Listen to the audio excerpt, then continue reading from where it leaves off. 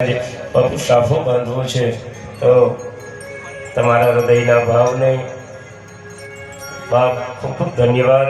તો 2 મિનિટ માટે હર હર હર